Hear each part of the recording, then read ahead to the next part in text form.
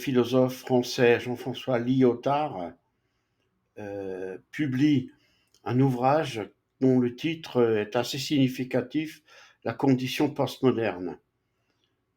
Il invente ainsi le terme d'un mouvement philosophique qui était quand même déjà âgé à cette époque-là, puisqu'il était né dans les années 1960 et en 1985, en Allemagne, Jürgen Habermas sort le discours philosophique de la modernité qui analyse un peu les mêmes choses. Alors, de quoi se compose ce mouvement philosophique? Eh bien, du rejet des valeurs occidentales, des croyances diverses et variées de l'Occident, on va voir lesquelles, et un scepticisme à l'égard de la vérité. On aboutit à une méfiance à l'égard des grands récits. L'émancipation est suspecte, ou pas. Les progrès divers et variés des sciences, etc., tout cela aussi, c'est suspect. Les Lumières, le marxisme, tous ces grands récits qui nous promettaient un grand soir et la fin de l'histoire et un bonheur sans fin, sont tous remis en question. En 60, c'est aussi la dénonciation des crimes de stalinisme, c'est l'incapacité du communisme à réaliser quoi que ce soit sans user de la violence. 100 millions de morts quand même, des millions de personnes en prison, etc., etc. Alors, le thème central de ce mouvement philosophique, ce sont les relations de pouvoir et les relations au pouvoir, les relations avec le pouvoir. Il y a une forte critique de la politique et de la société. Je ne sais plus quel professeur disait que dans les années 60, pour faire rire les étudiants, il leur parlait de religion et pour les faire se concentrer, il leur parlait de politique. Dans les années 2000, c'est exactement l'inverse. Depuis au moins 30 ans, pour faire rire les gens, on leur parle de politique et pour les faire se concentrer, eh bien, on leur parle de religion. Donc on voit tout ce mouvement de désenchantement des propositions littéralement apocalyptiques, dans le sens où quelque chose d'autre allait aboutir, une autre société allait venir au monde. Eh bien, tout cela, c'est très très suspect de nos jours. Il y a le fait que le pouvoir est inégalement réparti, qui est aussi noté, comme depuis toujours, et que les structures de pouvoir servent à des minorités. Alors, minorités, c'est des minorités de capitalistes qui tiennent les médias, ce sont toutes sortes de minorités, mais on a quand même réussi un exploit, c'est que les minorités sexuelles, les minorités culturelles sont devenues des majorités inattaquables. Vous allez saccager une église, vous ne risquez rien en France. Allez saccager une synagogue ou une mosquée, vous allez voir comment le gouvernement va réagir. Donc, il y a minorité. Mais ce qu'on reproche aussi, c'est évidemment le fait que l'argent soit majoritairement entre les mains d'une minorité. Les inégalités se sont énormément creusées depuis la Seconde Guerre mondiale, où les riches sont infiniment plus riches qu'à l'époque, et les pauvres commencent à devenir infiniment plus pauvres qu'à l'époque aussi. On sent que la société va dans ce sens-là, en tout cas. Une majorité de pauvres qui n'a pas accès réellement aux médias et au pouvoir, et une minorité de gens qui ont le pouvoir entre les mains. Ce sont les lobbies contre le lumpenprolétariat. Alors évidemment, tout cela remet en question la, la, le, ceux qui occupent des postes d'autorité. Ils sont agressés, ils sont moqués, tournés en dérision sur Internet.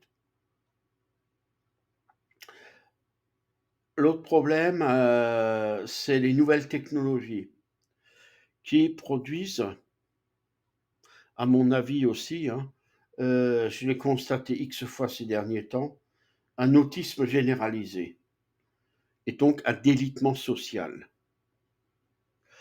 À chaque fois que je vais à des rencontres diverses et variées pendant les vacances, des rencontres culturelles et tout, j'ai remarqué que les jeunes de moins de 40 ans, ils sont complètement autistes. Les jeunes les enfants d'amis, euh, etc. C'est, c'est incroyable. Tout cela, c'est produit par les tablettes, par les écrans. Les gens sont là-dedans. Ils n'ont même plus la conscience que l'autre à côté d'eux existe.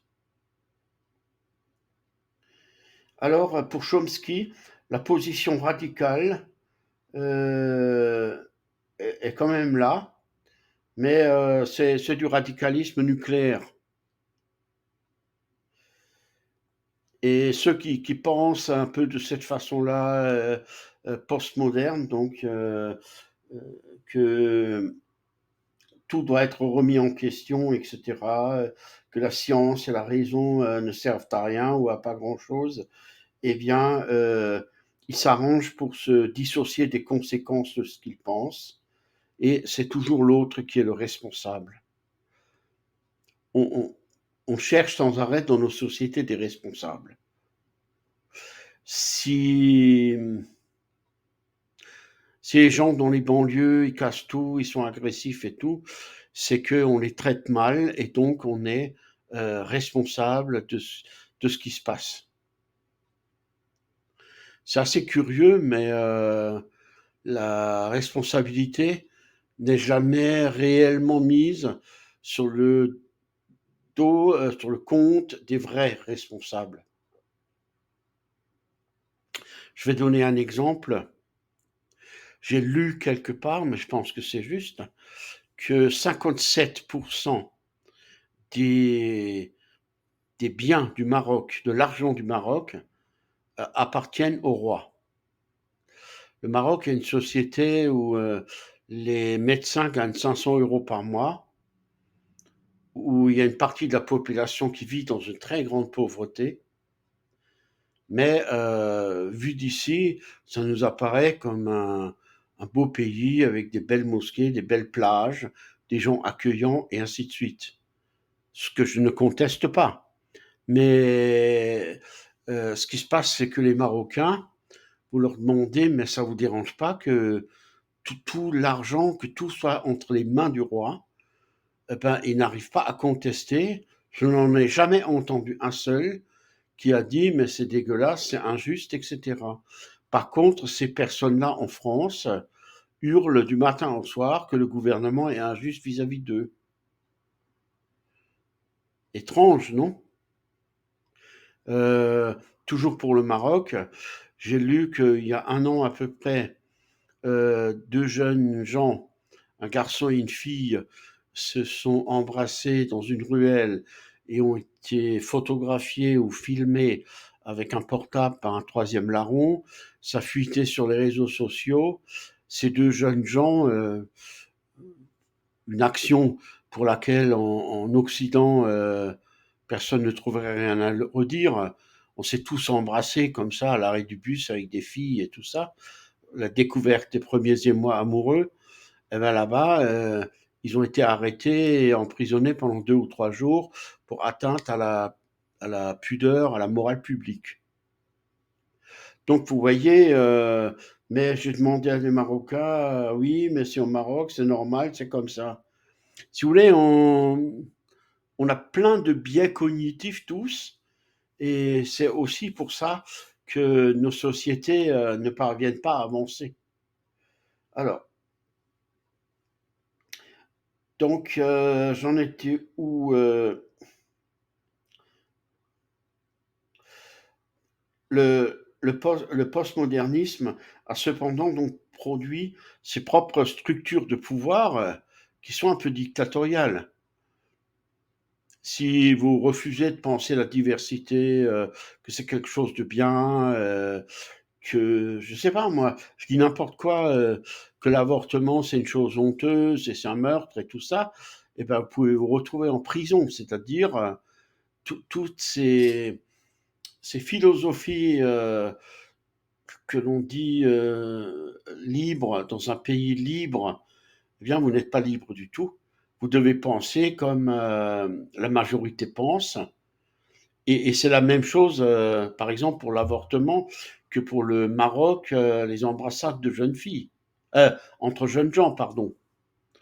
C'est le même principe.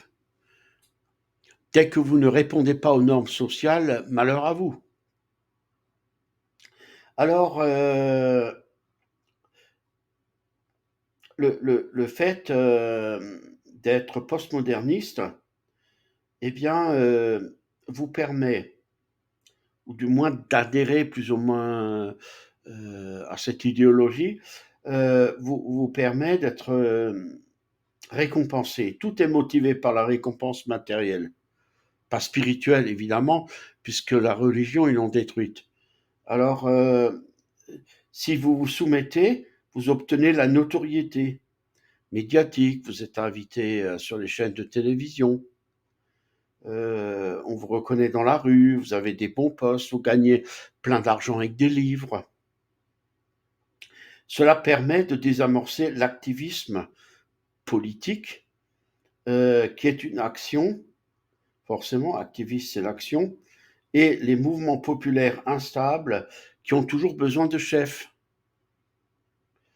D'après Chomsky, toutes ces personnes qui réfléchissent ensemble dans les universités, en préparant des émissions de télévision, de radio, voire des émissions Internet maintenant, toutes ces personnes ne pensent pas à contre-courant.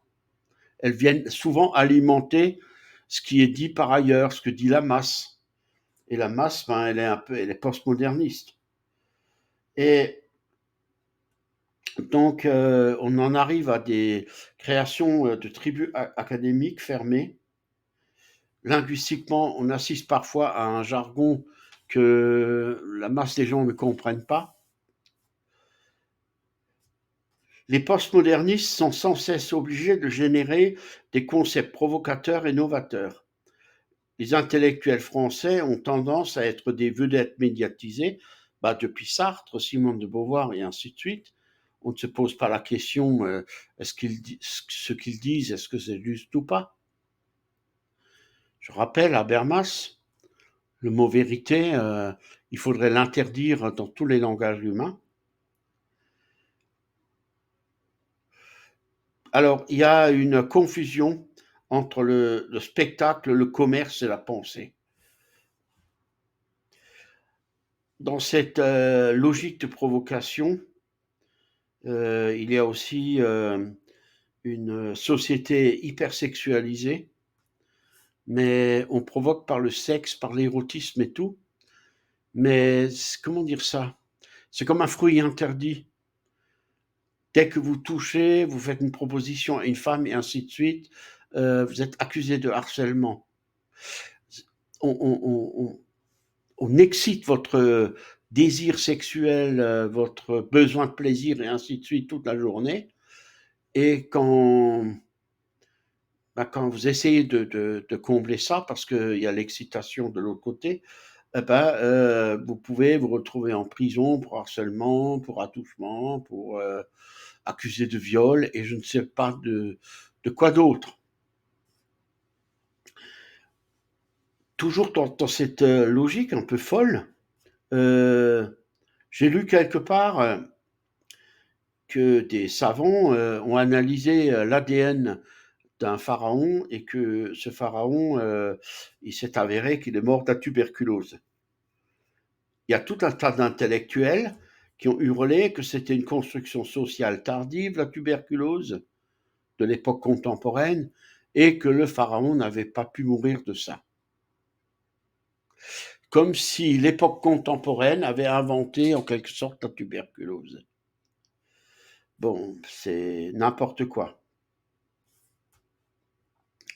Alors, on aboutit donc à un type de pensée complètement sectaire ou religieux, dans le sens du déni du bon sens, de la pensée, de la raison, tout ce que vous voulez. Alors, il contrôle le discours par la sophistication. Plus c'est sophistiqué, mieux c'est. D'après Chomsky, ces intellectuels français n'ont pas seulement créé des déconstructions en Occident, mais aussi dans les pays en voie de développement, en séparant l'intelligence radicale et compliquée de l'activisme. Ils proposent une intelligence très mentale, très très complexe, comme je l'ai dit avant. Et ben, en séparant de l'activisme, on aboutit à moins de justice. Plus les gens sont dans une pensée complexe, moins ils agissent. Bon, en conclusion, tout a été marchandisé, rien n'échappe plus au marché, d'où la méfiance envers les anciens métarécits qui ont abouti aux catastrophes du XXe siècle.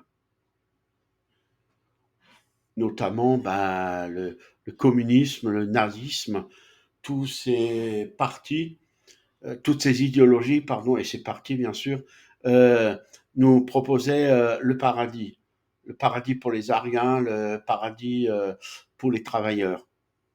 Notez bien, le nazisme, c'est un socialisme nationaliste et le communisme, c'est un socialisme internationaliste. Les deux ont provoqué la mort de dizaines et de dizaines de millions de personnes. Donc, méfiance avec tout ça. En fait, ils ont mis fin à la confiance politique que les peuples avaient dans leurs dirigeants. Parce que ces deux mouvements ont essayé de mettre en pratique une idéologie entièrement laïque. Ça m'a toujours fait rire lorsque des gens, j'étais enseignant, des élèves me disaient que les religions, elles ont tué à la surface de la Terre, il faudrait toutes les supprimer. Combien de fois j'ai entendu ça? Mais je disais aux élèves, Bonaparte, 1870, la guerre de sécession, je sais pas moi, il y a toutes sortes de la guerre de Crimée, toutes sortes de, encore que celle-là, c'est un peu religieux au départ, mais toutes sortes de guerres au 19e, 20e siècle, voire 18e siècle, n'ont rien à voir avec la religion. C'est des guerres purement économiques et politiques. Moi, je dirais depuis Henri IV en Europe, on n'a plus trop connu des guerres de religion. La guerre de 30 ans en 1618 a commencé comme ça, comme une guerre de religion, mais ça s'est très vite transformé en une guerre d'influence contre le Saint-Empire romain germanique qui essayait de s'étendre un peu partout. Et il n'y avait plus que 3 ou 4 pays. Il y avait la Suède, la France, l'Angleterre, peut-être un ou l'autre encore que j'ai oublié, la Norvège, peut-être Danemark. Encore que, est-ce que ces pays-là existaient déjà? Je ne sais plus. Mais tous ces pays-là nordiques étaient indépendants, mais tout le reste appartenait au Saint-Empire romain germanique, l'Espagne, l'Italie, la Hollande, partie de la Belgique, je crois. Et donc les Français, les Anglais, les Suédois se sont alliés, alors que les Suédois et les Anglais étaient pardon, les Anglais n'ont pas participé à la guerre de 30 ans, je dis n'importe quoi, mais les Français et les Suédois se sont alliés pour combattre les impériaux, pour combattre l'influence de la maison d'Autriche. Donc on voit que depuis des siècles et des siècles en Europe, hein, il n'y a plus de guerre de religion, ce sont des guerres purement politiques, économiques, où Dieu n'a rien à faire là-dedans. Hein. Bien que Voltaire ait essayé de démontrer que Dieu quand même, mais historiquement c'est faux. Alors, donc on aboutit à ça. Le discours révolutionnaire ne fonctionne plus car le postmodernisme produit l'éclatement des identités et détruit l'idée de communauté. Hein. Alors, je vais poser presque une colle. Quel est le parti politique révolutionnaire qui, qui fait son fonds de commerce dans les communautés? Eh ben, c'est ce qu'on appelle la NUPES, bon, France Insoumise. Ce sont des partis de gauche, d'extrême gauche presque, anciens trotskistes et autres, qui sont là-dedans. Et ils ont besoin, pour faire la révolution, d'une identité forte, d'une masse de gens, et aussi pour être élus.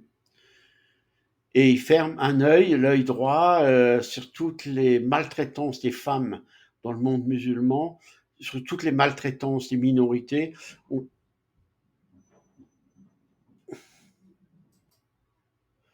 Voilà, donc c'est comme ça que ça fonctionne. Donc ces partis révolutionnaires communistes ont besoin d'une masse de gens qui ne soient pas nucléarisés et c'est pour ça qu'ils vont chercher leur voie là-bas.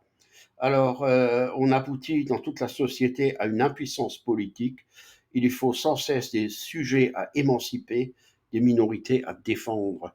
Voilà comment fonctionne le postmodernisme. Merci de m'avoir écouté.